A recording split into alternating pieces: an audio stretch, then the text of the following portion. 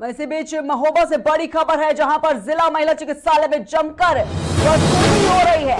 यहाँ दलालों ऑपरेशन के नाम पर वसूली कर रहे हैं। 5,000 रुपयों की मांग जो है वो की जा रही है और अस्पताल परिसर में दिन भर जो दलाल है वो घूमते हुए नजर आ रहे हैं। डॉक्टरों की मिली भगत से अल्ट्रासाउंड भी बाहर से किया जा रहा है, जबकि आपको बता दें कि आला अधिकारियों के आदेश के बावजूद बाहर से दवाइयां भी लिखी जा रही है। विष्णु मेडिकल अल्ट्रासाउंड सेंटर के लोग दिन भर अस्पताल के चक्कर काट रहे हैं। तो आपने दे दी नहीं, मतलब 4,000 रुपये तो थोड़ा बहुत नहीं, गरीब आदमी है। नहीं गरीब आदमी है तो 4,000 रुपये थोड़ा बहुत नहीं, 1,500 रुपये अलग चीज थी।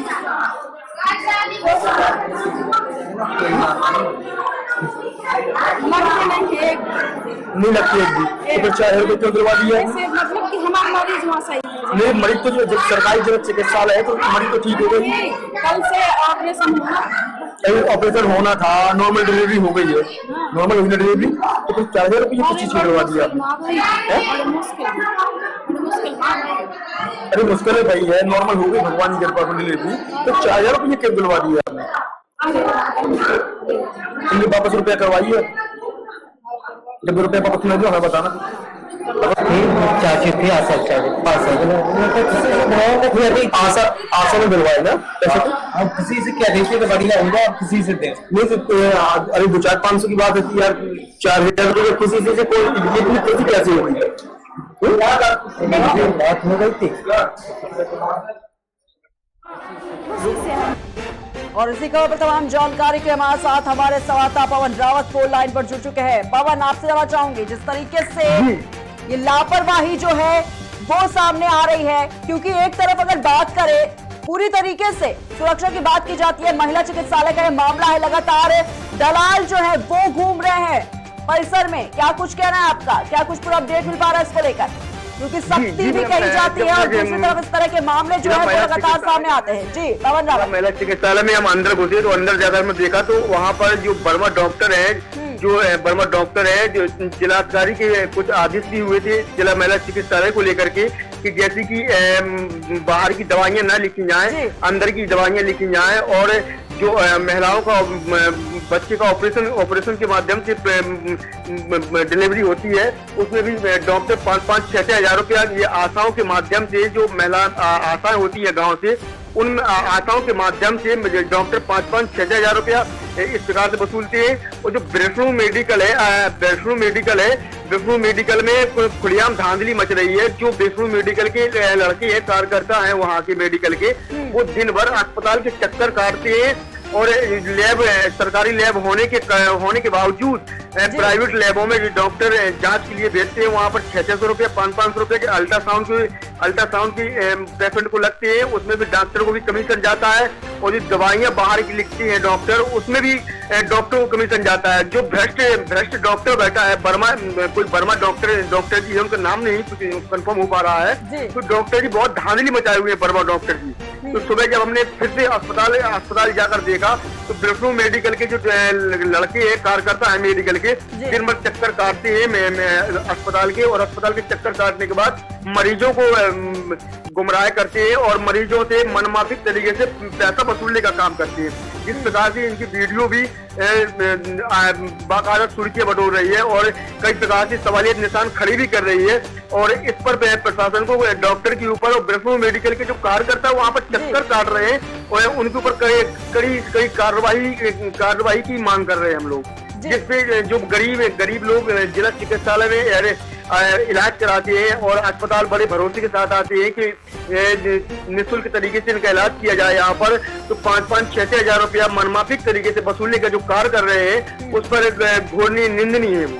जी अब बिल्कुल पवन, क्योंकि देखा जा सकता है डिप्टी सीएम ब्रजेश पाठक खुद लगातार जिला अस्पताल जाकर वहां का जायजा भी लेते हैं और सख्त निर्देश भी देते हैं कि किसी तरह की कोई कमी ना रह जाए, लेकिन जो मरीज आते हैं वो लगातार ये बात कह रहे हैं कि वो दलाल जो हैं वो वहां पर दलाली करते हैं। लेकिन अगर बात करें महोबा के इस महिला चिकित्सालय की, अल्ट्रासाउंड जो है वो भी डॉक्टर बाहर के लिख रहे हैं, ऐसा भी जानने को मिला है। क्या वहां पर जो मशीनें हैं, अल्ट्रासाउंड मशीन, वो नहीं है? इसको लेकर क्या सरकार की तरफ से पूर्ण रूप से सरकार की तरफ से जो मशीनें हैं बिल्कुल कंप्लीट, वहाँ पर सारी सुविधाएं दी गई हैं गवर्नमेंट की तरफ से। फिर भी डॉक्टर अपनी जेब भरने के लिए बाहर का अल्ट्रासाउंड लेते हैं, जिसमें 500 रुपए लगता है मरीज को, उसमें से 300 रुपया अल्ट्रासाउंड सेंटर वाले रखते हैं, 200 रुपया डॉक्टर को कमीशन देते हैं। ब्रह्मपुर मेडिकल जो महिला चिकित्सालय के सामने है, जो इस प्रकार से धांधली वहां मचाए हुए, इतनी धांधली वहां मचाए हुए कि दिन भर चक्कर काटने का कार्य जो लड़के करते हैं। और जो डॉक्टर है वहाँ के वर्मा जी, डॉक्टर को कई बार हमने वहाँ की वीडियो भी बनानी चाहिए, वीडियो में बनानी चाहिए। तो जो डायरेक्ट रुपए नहीं लेते हैं, आशाओं के माध्यम से रुपया वसूलने का ये काम करते हैं डॉक्टर साहब। क्योंकि लगातार पवन बैठक भी होती, हमने देखी कि लगातार बैठकें की जाती है, स्वास्थ्य विभाग भी वहां पर होता है, सीएमओ भी वहां पर होते हैं, लेकिन उसके बावजूद भी इस तरह के मामले सामने आ रहे हैं। क्योंकि दवाइयों को लेकर भी लगातार ये आदेश पहले से ही जारी हो चुके हैं कि जो डॉक्टर हैं वो बाहर की दवा ना लिखे मरीजों को, लेकिन उसके बावजूद भी इस तरह के जो मामले हैं वो देखने को आज मिल रहे हैं। पवन, ये मान के चलिए कि जैसे कि मैं आपको बता दूं कि महोबा जनपद के आला अधिकारी हॉस्पिटल का जायजा भी लेने जाते हैं, तो जो फर्जी वाला जो घूमते रहते हैं, चक्कर काटते रहते हैं, उतने समझ नजर नहीं आते हैं। और अधिकारियों का जाना हुआ कि इनके चक्कर फिर से काटना शुरू कर देते हैं ये लोग। और दवा तो ऐसा है कि जैसे कि 300 रुपए की दवा है, तो मैं ये मान के चलिए कि 300 रुपए की दवा में डॉक्टर साहब को 150 रुपए कमीशन और 150 रुपए की दवा। जैसे कि मरीजों के साथ में इस प्रकार की धांधली की जाती है और मरीजों से ये कहा जाता है कि आपसे इतना पैसा लगना है आशाओं के माध्यम से, और पैसा लगने के बाद आप किसी से ये कहेंगे कि हम खुद से पैसा दे रहे हैं। अगर जिसकी कोई डिलीवरी होती है, डिलीवरी के उपरांत अगर कोई इंसान पैसा खुद ही से दे रहा है तो 100-200 रुपए खुद ही दे सकता है, 4000, 5000। ये कहाँ का नियम है? मैं गवर्नमेंट से, प्रशासन से इस प्रकार की मांग कर रहा हूँ कि कौन सा नियम है, कहाँ से नियम लागू हुआ है कि 5000, 4000 रुपए खुशी से डॉक्टरों को, आशाओं को देते हैं जो लोग। ठीक है पवन, लेकिन ये भी जानना चाहूंगी क्या इस पूरे मामले को लेकर सीएमओ का क्या कोई बयान सामने आया है? अभी सीएमओ साहब से कई बार इन वीडियो के माध्यम से उपलब्धि कराया गया है, फिर भी सीएमओ साहब कई बार कई डॉक्टरों के ऊपर कार्रवाई भी करते हैं। जैसे कोई एविडेंस आया है, इस पर भी चर्चा की गई है, तो अभी तक कोई सीएमओ साहब से बातचीत नहीं हो पाई है। अब देखिए इस खबर में क्या असर होता है, क्या प्रशासन की नजर पड़ती है, क्या इस खबर को संज्ञान में लेते हैं या नहीं लेते हैं, और क्या ऐसी धांधली मचाए रहेंगे महोबा जनपद में। जी बिल्कुल पवन, क्योंकि जिस तरीके से आप बता रहे हैं कि अभी तक इस पूरे मामले को लेकर सीएमओ भी कुछ नहीं कह पा रहे। हालांकि अगर उन डॉक्टर्स की बात करें जो इस तरह की लापरवाही कर रहे हैं, मनमानी कर रहे हैं अपनी, और लगातार सख्त आदेशों के बावजूद भी जो डॉक्टर्स हैं वो दवाइयां जो है मरीजों को वो बाहर से लिख रहे हैं। हालांकि अभी तक क्या कोई एक्शन जो है वो इस पूरे मामले को लेकर लिया गया है डॉक्टर्स के खिलाफ? डॉक्टर साहब पूर्ण रूप से भ्रष्ट बैठे हुए थे वहाँ पर। वर्मा जी जो डॉक्टर है पूर्ण रूप से भ्रष्ट बैठे हुए हैं।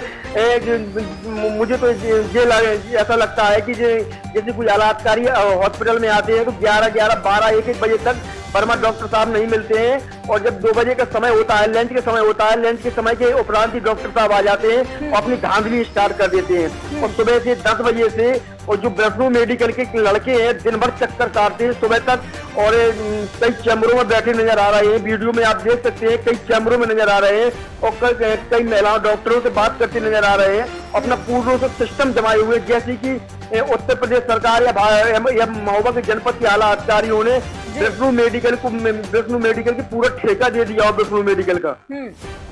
बिल्कुल पवन, क्योंकि एक बड़ा सवाल यहाँ पर खड़ा कर रहा है स्वास्थ्य विभाग का जो प्रशासन आखिर वो क्या कर रहा है, क्योंकि इतने सख्त आदेश जो हैं वो दिए गए हैं और उसके बावजूद भी इस तरह के मामले सामने आ रहे हैं। ये एक अपने आप में ही बड़ा सवाल उठाता है, क्योंकि आप जिस तरीके से बता रहे हैं कि जो डॉक्टर्स हैं वो लेट लतीफ भी अस्पताल पहुंचते हैं, ड्यूटी जो होती है उनकी देर से कहीं ना कहीं इसके चलते शुरू होती है, जिसके चलते मरीज जो हैं उनको काफी ज्यादा दिक्कतों का सामना जो है वो करना पड़ रहा है। पवन, पैसा एक ऐसी चीज बनाई गई है, मैं आपसे बता दूं कि पैसा एक ऐसी चीज बनाई गई है कि पैसे के चक्कर में डॉक्टर साहब ना तो नियम देखते हैं, सभी नियमों को ताक में रख करके और अपना जो कार्य कर रहे हैं जेब भरने का, उनका सिलसिला काफी दिनों से चलता आ रहा है। और मुझे लगता है कि अगर ऐसे डॉक्टरों के ऊपर कड़ी से कड़ी कार्रवाई नहीं की जाती है तो ऐसा सिलसिला जारी चलता रहेगा इनके ऊपर। बिल्कुल बिल्कुल पवन, क्योंकि कार्रवाई करना बहुत ज्यादा जरूरी हो चलता है, क्योंकि मरीज जिस तरीके से लगातार पहुंचते हैं अस्पताल में और जल्दी इलाज का वो कहीं ना कहीं मन बना के आते हैं। लेकिन उसके बावजूद भी अगर कहीं ना कहीं देखा जाए तो लगातार इस तरह के मामले जो हैं वो महोबा जिला से सामने आ रहे हैं, क्योंकि महिला चिकित्सालय में जिस तरीके से वसूली हो रही है, दलाल लगातार वहां पर हैं और ऑपरेशन के नाम पर जिस तरीके से बता रहे हैं आपकी 5-5 हजार रुपए की मांग जो है वो की जा रही है। वाकई में बहुत बड़ा सवाल यहाँ पर उठाता है स्वास्थ्य प्रशासन पर। हालांकि बहुत बहुत धन्यवाद आपका हमारे साथ जुड़ने के लिए और तमाम जानकारी साझा करने के लिए। तो महोबा से बड़ी खबर आपको बता रहे, जहां पर जिला महिला चिकित्सालय में जमकर वसूली कर रहे हैं दलाल। ऑपरेशन के नाम पर 5,000 रुपए की मांग कर रहे हैं और अस्पताल परिसर में दिन भर जो दलाल हैं वो घूमते नजर आ रहे हैं। डॉक्टरों की मिली भगत से अल्ट्रासाउंड जो है वो बाहर से किया जा रहा है और आला अधिकारियों के आदेश के बावजूद भी जो दवाइयां हैं मरीजों को वो भी बाहर से लिखी जा रही है। विष्णु मेडिकल अल्ट्रासाउंड सेंटर के लोग दिन भर अस्पताल के चक्कर जो है वो काट रहे हैं।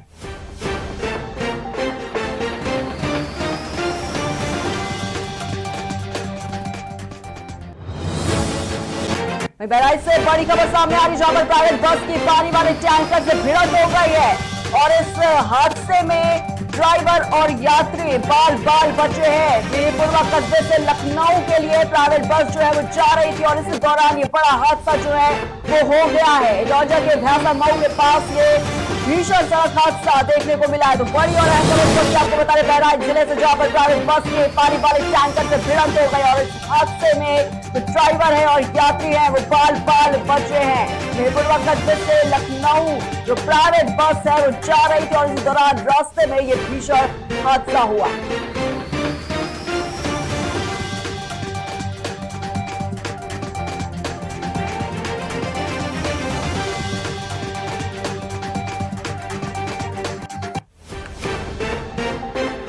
और इसी खबर पर तमाम जानकारी के लिए हमारे साथ मदन पोरवाल फोन लाइन पर जुड़ चुके हैं। मदन, आपसे आना चाहूंगी, प्राइवेट बस की जिस तरीके से टैंकर से भिड़ंत हुई है, क्या कुछ पूरा अपडेट सामने आ रहा है इस खबर को लेकर? मदन, ये आप बता रहे हैं जी, ये यूपी 31 नंबर की बस है जो सालों से मेहपुरवा से लखनऊ के बीच चलती है।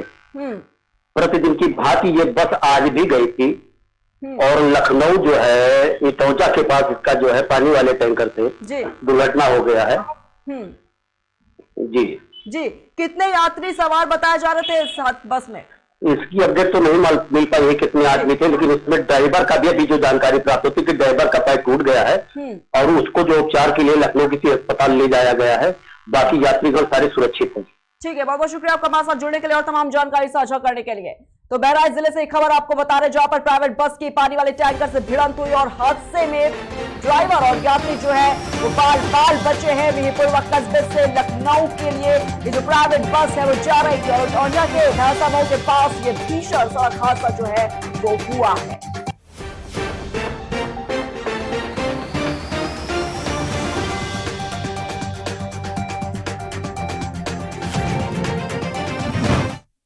और रुक करेंगे खबरों की ओर। खबर गाजियाबाद से है, जहां पर लोनी के लाइफलाइन अस्पताल व ट्रॉमा सेंटर के डॉक्टरों की लापरवाही से प्रसूता व उसके गर्भ में पल रहे बच्चे की मौत हो गई। बता दें आपको कि सरस्वती बिहार कॉलोनी निवासी युवती को लाइफलाइन अस्पताल में भर्ती कराया गया था। जांच करने के बाद अस्पताल के स्टाफ ने सामान्य प्रसव होने से मना कर दिया, जिसके बाद युवती को जीटीबी अस्पताल रेफर कर दिया गया है। जब युवती को परिजन जीटीबी लेकर पहुंचे तो डॉक्टरों ने उसे व उसके गर्भ में पल रहे बच्चे को मृत घोषित कर दिया, जिसके बाद परिजनों ने इसकी शिकायत पुलिस व स्वास्थ्य विभाग से की। स्वास्थ्य विभाग ने कार्रवाई करते हुए अस्पताल सील कर दिया है। वह इस पूरे मामले को लेकर अस्पताल के मालिक के खिलाफ गैर इरादतन हत्या, धोखाधड़ी, इंडियन मेडिकल काउंसिल एक्ट के तहत लोनी कोतवाली में रिपोर्ट भी दर्ज की गई है। सर, मेरा नाम है, जिसका वो प्रेगनेंट डिलीवरी का टाइम हो चुका था और 3 तारीख को शाम को 4:15 बजे मैंने हॉस्पिटलाइज किया। वहाँ पहुँचने के बाद डॉक्टरों ने चेक किया। चेक करने के बाद उन्होंने कहा कि 80% डिलीवरी नॉर्मल हो जाएगी। डिलीवरी नॉर्मल होने के बाद उन्होंने एडमिट कर लिया। एडमिट करने के बाद उन्होंने जो अपना प्रोग्रेस होता वो पूरा किया। उसके बाद उन्होंने बोला कि 6:30 बजे डिलीवरी हो जाएगी। तो 6:30 बजे डिलीवरी नहीं हुई। उसके बाद उन्होंने बोला कि 2 घंटा और वेट करो। फिर वहाँ पर 2 घंटे बाद फिर मैंने पूछा कि 8 बजे में कब डिलीवरी होगी। 0 को मैम आ जाए 2 घंटे बाद, फिर देखते हैं। 2 घंटा करके उन्होंने 1 बजा दिया। फिर वो डिलीवरी के लिए 1:15 बजे लेके पहुँचे। वहाँ पहुँचने के बाद उन्होंने अंदर नॉर्मल डिलीवरी की कोशिश की। जब डिलीवरी नहीं हुई तो उन्होंने बच्चादानी के मुँह पे ना जो कट मार दिया, उससे ब्लीडिंग ज़्यादा हो गई। सर ये 4 तारीख शाम 4:15 बजे की घटना है और हॉस्पिटल का नाम है life line hospital and trauma centre. अच्छा, क्या कारण रहा कि आपकी पत्नी की मृत्यु हो गई? किसकी लापरवाही से मृत्यु हुई है? सर ये लापरवाही डॉक्टरों की है। वहाँ उन्होंने ब्लड लॉस बहुत ज़्यादा कर दिया था, ना उन्होंने बोतल लगाई ब्लड की और ऐसे ही नॉर्मल में कट मार के सारी लापरवाही नर्स की है हॉस्पिटल की तरफ से। अस्पताल के अंदर कौन कौन डॉक्टरों का स्टाफ मौजूद था उस दौरान? सर वहाँ पे एक मैडम थी जिनका नाम रजनी था, ना तो शायद उनके पास कोई डिग्री है और ना कुछ है। वो कल जिस दिन से रिपोर्ट किया उस दिन से गायब है, ठीक है। और जब डिलीवरी का टाइम हुआ उन्होंने जब सर्जन के लिए बोला तो सर्जन के बाद उन्होंने रेफर कर दिया जीटीबी के लिए, जहाँ अस्पताल में पहले से ही मृत्यु हो चुकी थी। अच्छा, एक सवाल और होगा आपसे मेरा, क्या आपने पुलिस प्रशासन को कोई शिकायत दी अभी तक? हाँ, मैंने उसी दिन दी थी पुलिस प्रशासन को शिकायत, मतलब रूपनगर चौकी है लोनी गाजियाबाद में, वहाँ पे। अच्छा, पुलिस को शिकायत दी, उसके बाद पुलिस प्रशासन से और स्वास्थ्य विभाग से मांग किस तरीके की करते हैं? सर पुलिस प्रशासन से स्वास्थ्य विभाग तक कोई मांग तो नहीं की है, लेकिन पुलिस प्रशासन ने कार्रवाई की है और उनका मतलब कमिश्नरेट गाजियाबाद की पुलिस। खबर गाजियाबाद से है, जहां पर गाजियाबाद की क्राइम ब्रांच की टीम ने आज ऑटो लिफ्टर गैंग को पकड़ते हुए बड़ा खुलासा किया है, जो कि पुराने ऑटो के नंबर पर चोरी के ऑटो रजिस्टर दिखा वह इंजन नंबर और चेसिस नंबर बदलकर बेच दिया करते थे। और ऐसे में क्राइम टीम ने इन ऑटो और ऑटो लिफ्टर गैंग को पकड़ते हुए किसी भी बड़ी क्राइम की घटना को होने से रोका है। क्राइम ब्रांच को सूचना मिली कि टेम्पो चोरी करने वाला एक गिरोह गाजियाबाद के रेलवे स्टेशन से विजयनगर की ओर जाने वाले एक अंडरपास के पास पहुंच रहा है। इसके बाद क्राइम ब्रांच ने घेराबंदी करते हुए मौके से 3 ऑटो और 3 आरोपियों को पकड़ लिया, जिनकी निशानदेही पर चोरी के 3 ऑटो और 3 अन्य आरोपियों सहित गैंग के कुल 6 बदमाशों को गिरफ्तार किया गया है।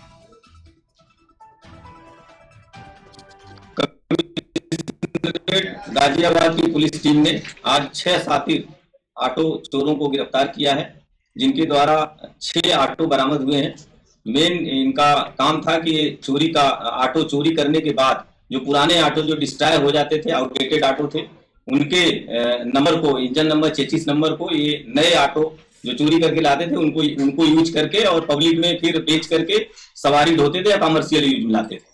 लेकिन सर जो पुराने हो जाते थे, ये नंबर वहां से कहां से खरीदते थे? वो डिस्ट्रॉय हो जाते थे तो कहां से हम क्या लिया करते थे, कैसे चीजें नंबर लिया करते थे और कौन दिया करता था?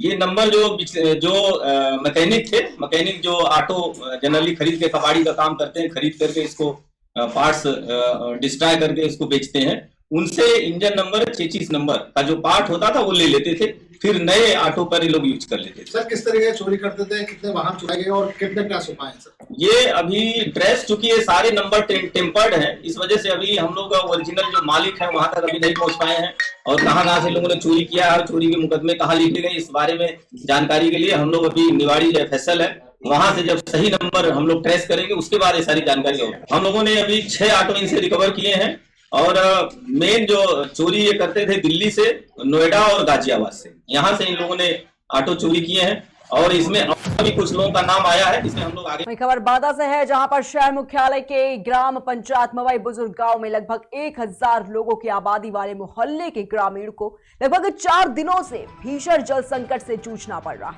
बता दें आपको कि बीते 4 दिनों से पेयजल लाइन खराब हो जाने के कारण पीने का पानी लोगों को नहीं मिल पा रहा है।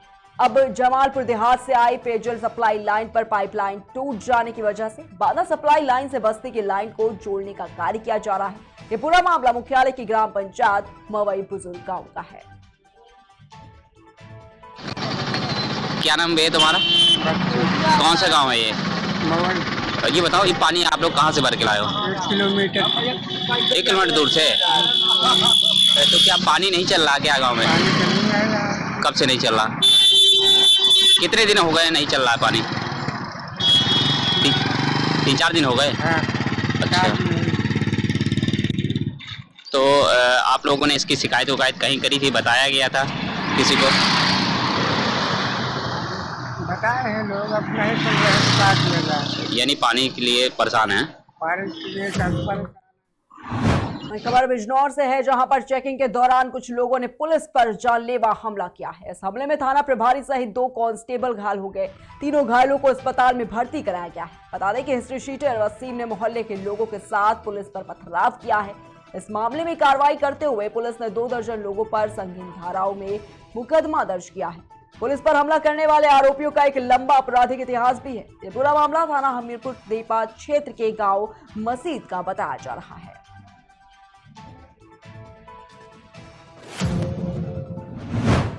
खबर कानपुर से है, जहां पर एक बार फिर बिल्लौर में पत्रकार की हत्या से सनसनी फैल गई है। बता दें आपको कि पत्रकार बिल्हौर के अर्पित गेस्ट हाउस में एक शादी समारोह में शामिल होने के लिए गया था।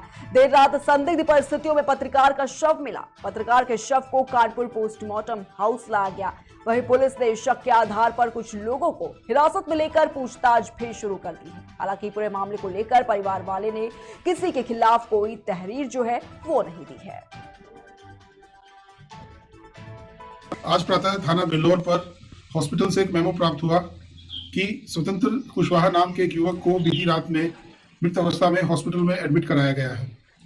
इस सूचना पर पुलिस के द्वारा एसओपी के अंतर्गत कार्रवाई करते हुए मृतक के पंचायतनामे की कार्रवाई पूर्ण कर मृत्यु का कारण स्पष्ट रूप से ज्ञात करने के लिए शव को पोस्टमार्टम परीक्षण हेतु भेजा गया है।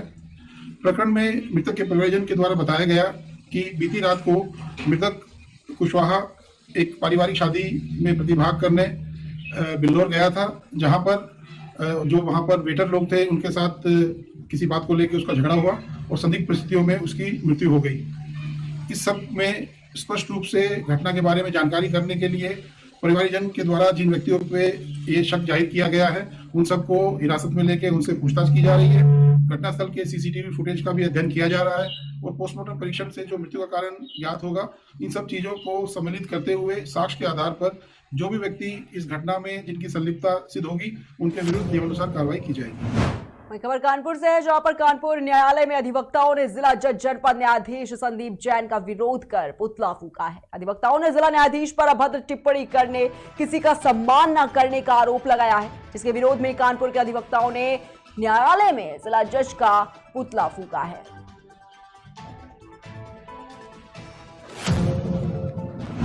खबर कन्नौज से है, जहां पर मंत्री असीम अरुण ने स्वामी प्रसाद मौर्य के रामचरितमानस वाले बयान को बांटने वाला बताया है।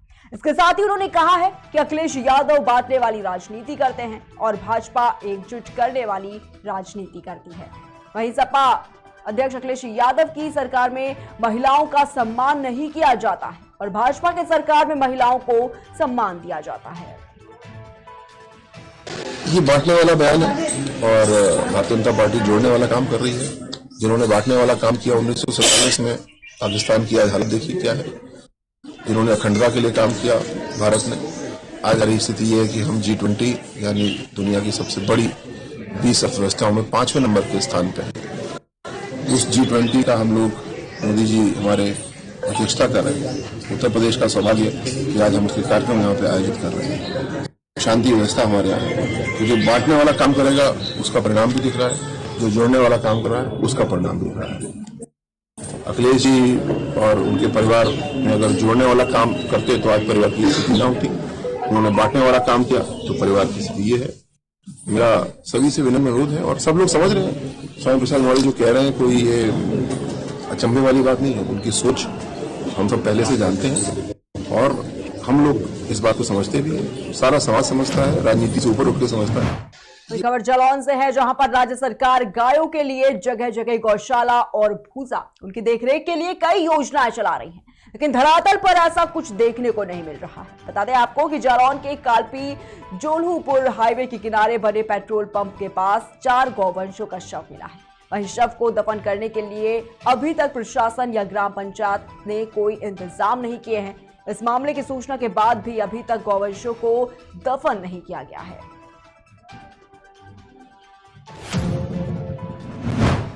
अगली खबर सूरत से है, जहां पर सूरत शहर के पुलिस से बचने के लिए शराब माफिया नए नए पैंतरे अपना रहे हैं और ऐसा ही एक नया पैंतरा सामने आया है, जिसमें तस्करों ने प्लास्टिक के बड़े कैनों में शराब की बोतलें छिपा रखी थी। पीसीबी पुलिस ने सिलवासा से पिकअप वैन में लाई जा रही 2 लाख की शराब जब्त कर 3 लोगों को गिरफ्तार किया है। वहीं पुलिस को सूचना मिली थी कि सिलवासा से एक पिकअप वैन में गुप्तचोर खाना बनाकर शराब लाई जा रही थी। वहीं पुलिस ने कुल 353 शराब की बोतलें बरामद की हैं।